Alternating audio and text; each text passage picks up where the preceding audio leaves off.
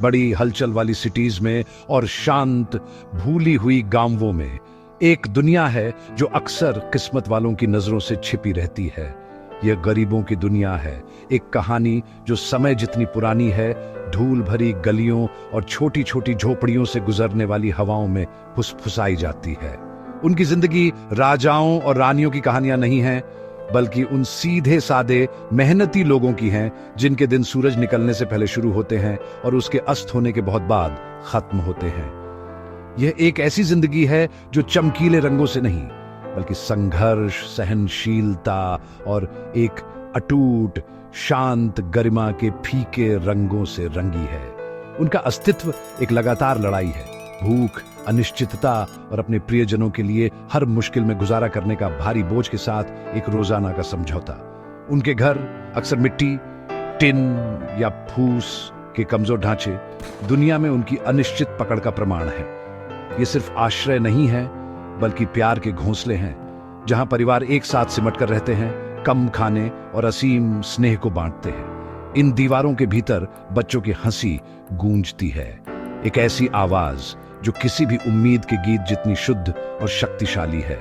हर दिन बड़े बुजुर्ग ऐसी समझ देते हैं जो किताबों में नहीं मिलती, जीने के सबक, छोटी छोटी चीजों में खुशी ढूंढने के सबक, और जब सब कुछ खो रहा हो तब भी विश्वास बनाए रखने के सबक। समुदाय उनका किला है, दुखों और सामूहिक ताकतों का एक जाल, जहां पड़ोसी की तकलीफ सबकी चिंता होती है और एक छोटी सी जीत सबके लिए जश्न होती है। उनके लिए जिंदगी काम का एक अथक चक्र है। आदमी खाली पेट लेकिन जिम्मेदारी से भरे दिल के साथ अपने घरों से निकलते हैं, कंस्ट्रक्शन साइट्स, खेतों या फैक्ट्रियों में काम ढूंढते हैं। उनका शरीर ही उनकी एकमात्र पूंजी है। वे ईंटें उठाते हैं, जमीन जोतते हैं और रिक्शा खींचते हैं। उनका पसीना उस समाज की ही नींव सींचता है जो अक्सर उन्हें नजरअंदाज करता है।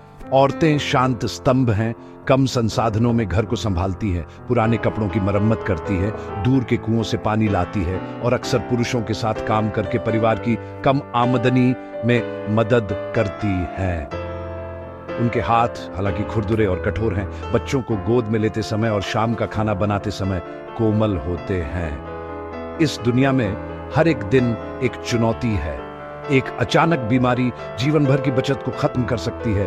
एक विफल मॉनसून का मतलब भूखमरी हो सकता है और एक दिन की मजदूरी का नुकसान रात भर भूखे रहना हो सकता है। वे अस्तित्व के बिल्कुल किनारे पर रहते हैं, जहां एक छोटा सा धक्का उन्हें निराशा के अथाह गड्ढे में धकेल सकता है। फिर भी इसी किनारे पर वे ताकत का सच्चा अर्थ सीखते हैं। यह मांसपेशियों की ताकत नहीं है, बल्कि इंसानी भावना की ताकत है। हर सुबह उठने और दुनिया का फिर से सामना करने की अटूट इच्छा उन चेहरों की खातिर जो विश्वास और प्यार से उनकी ओर देखते हैं। उनकी कहानी अकेले दुख की नहीं है, यह मानवीय सहनशीलता की एक गहरी गाथा है। आइए हरिराम नाम के एक आदमी की बात करें, एक ऐसी आत्मा जिसकी कहानी लाखों लोगों जैसी है। वह एक बड़े शहर के बाहरी इलाके में एक छोटे से एक कमरे के घर में रहता था, एक ऐसी जगह जिसे मैप्स अक्सर मार्क करना भूल जाते थे। उसके साथ उसकी पत्नी शांति, उसके 2 छोटे बच्चे और उसकी बूढ़ी मां थी। हरिराम एक दिहाड़ी मजदूर था, एक ऐसा आदमी जिसकी किस्मत हर सुबह भीड़ भरे लेबर मार्केट में तय होती थी। कुछ दिन उसे काम मिल जाता था, उसका दिल चावल और सब्जियां खरीदने के वादे से भर जाता था। दूसरे दिनों में वह खाली हाथ घर लौटता था। उसके कंधे नाकामी के बोझ से झुके होते थे। उसकी नजर अपने परिवार की उम्मीद भरी आंखों से नहीं मिल पाती थी। हरिराम का दिन उसकी अटूट प्रतिबद्धता का प्रमाण था। वह मुर्गे की पहली बांग के साथ उठता था, अपने परिवार के साथ बची हुई रोटी का एक छोटा टुकड़ा बांटता था और फिर शहर के चौक तक अपनी लंबी पैदल यात्रा शुरू करता था। सूरज उस पर तपता था और धूल उसकी त्वचा से चिपक जाती थी, लेकिन उसका संकल्प कभी नहीं डगमगाता था। वह महलों या दौलत का सपना नहीं देखता था, बल्कि अपने बच्चों के लिए एक सादे गरिमापूर्ण जीवन का सपना देखता था। वह उस दिन का इंतजार करता था जब उसका बेटा बिना किसी रुकावट के एक अच्छे स्कूल में पढ़ सके और उसकी बेटी के पास त्योहार के लिए एक नई ड्रेस हो। ये बड़ी उम्मीदें बड़ी नहीं की, लेकिन हरिराम के लिए वे सितारे थे जिनकी ओर वह अपने अंधेरे आकाश में पहुंचता था। शांति उसकी पत्नी उसके पीछे की शांत शक्ति थी। वह कमी को संभालने में माहिर थी। मुट्ठी भर दाल और एक माप चावल को पूरे परिवार को खिलाने के लिए फैला देती थी। वह एक ही कपड़े को बार बार सिलती थी जब तक कि पैच पर खुद के पैच न लग जाते थे। दिन के दौरान वह एक स्थानीय दुकान से छोटे मोटे सिलाई के काम ले लेती थी। उसकी उंगलियां सुई और धागे से फुर्ती से काम करती थी। उनकी आमदनी में कुछ कीमती सिक्के जोड़ती थी। उसकी उपस्थिति हरिराम के लिए बहुत सुकून का स्रोत थी। उसकी शांत शक्ति और अटूट समर्थन में उसे कठिनाई के एक और दिन का सामना करने का साहस मिला। यह विश्वास करने का कि उनका सामूहिक प्रयास व्यर्थ नहीं था। परिवार का जीवन संघर्ष और छोटी छोटी खुशियों के धागों से बुना हुआ था। उनकी खुशी भौतिक चीजों में नहीं बल्कि साझा पलों में मिलती थी। ये उस मीठी चाय के स्वाद में थी जो शांति ने उस दिन बनाई थी जब हरिराम ने अच्छी कमाई की थी। ये उनके बच्चों के वर्णमाला दोहराने की आवाज में थी, एक बेहतर भविष्य के लिए उम्मीद की एक धुन। ये उन कहानियों में थी जो दादी सुनाती थीं, सहनशीलता और विश्वास की कहानियां जो उन्हें अपनी जड़ों से जोड़ती थीं और उन्हें शक्ति देती थीं।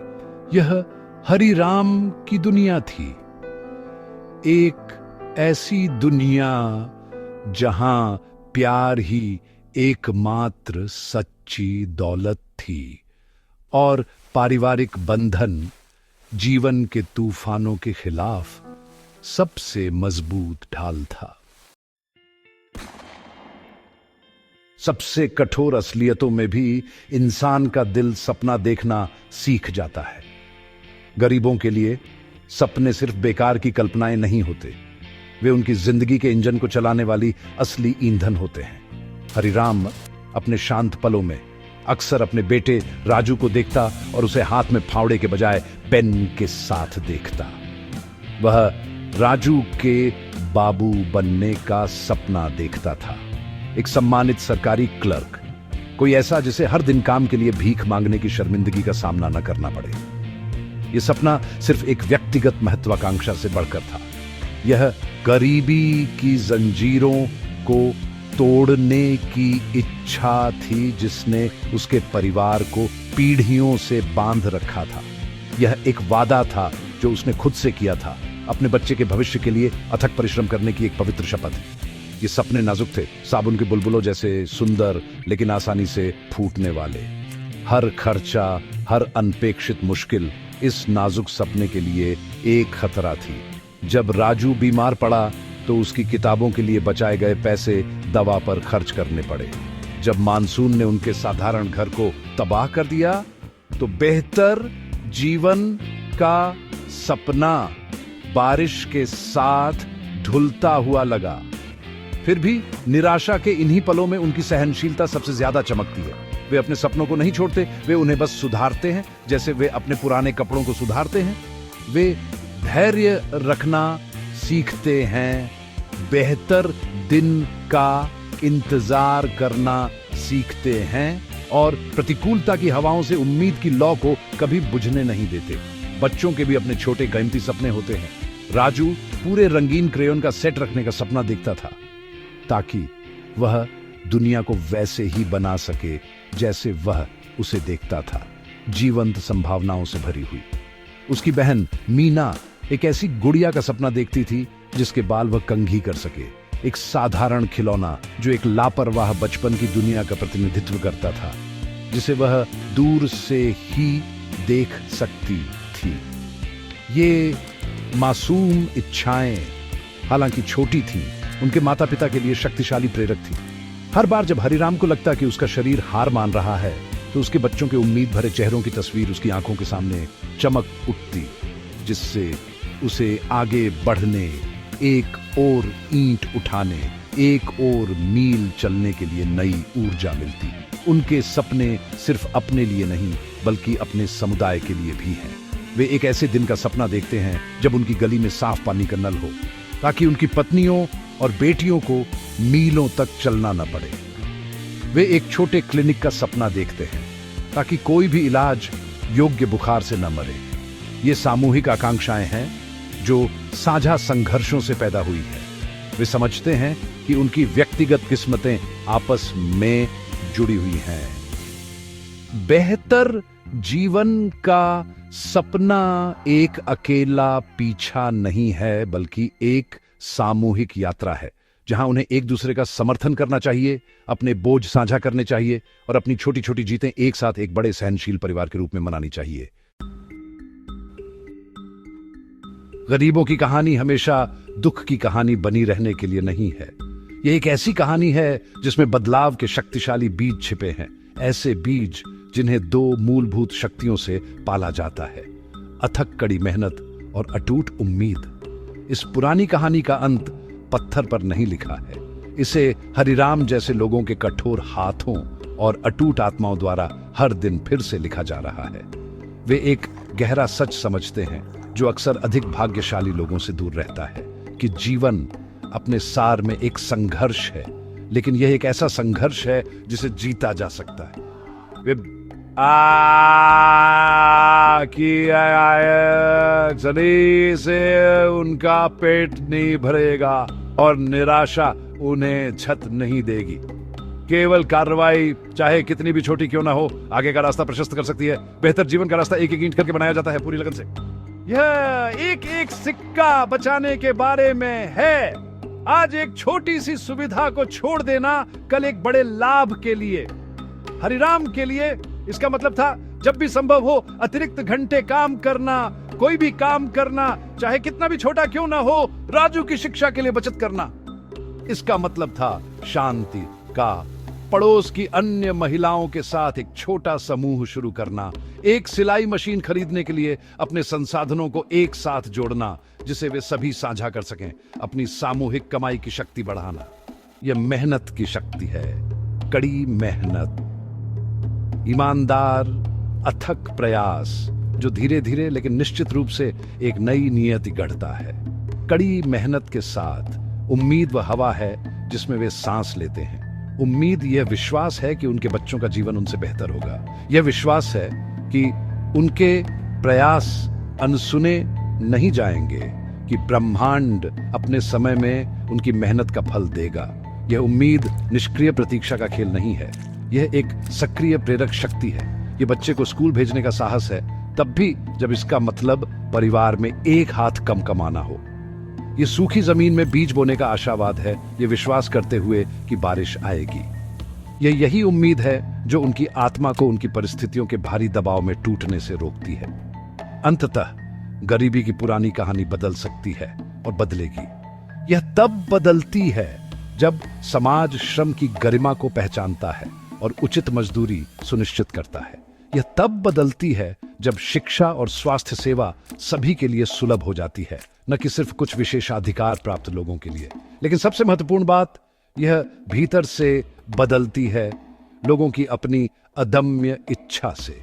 अपने अथक प्रयासों को उज्जवल भविष्य में अटूट विश्वास के साथ जोड़कर गरीब अपने जीवन को बदल सकते हैं। हरिराम की कहानी और उसके जैसे लाखों लोगों की कहानियां न सिर्फ दुख की कहानियां नहीं हैं, वे मानवीय सहनशीलता के प्रेरणादायक महाकाव्य हैं। एक शक्तिशाली अनुस्मारक कि कड़ी मेहनत और उम्मीद के साथ एक नई सुबह हमेशा संभव है।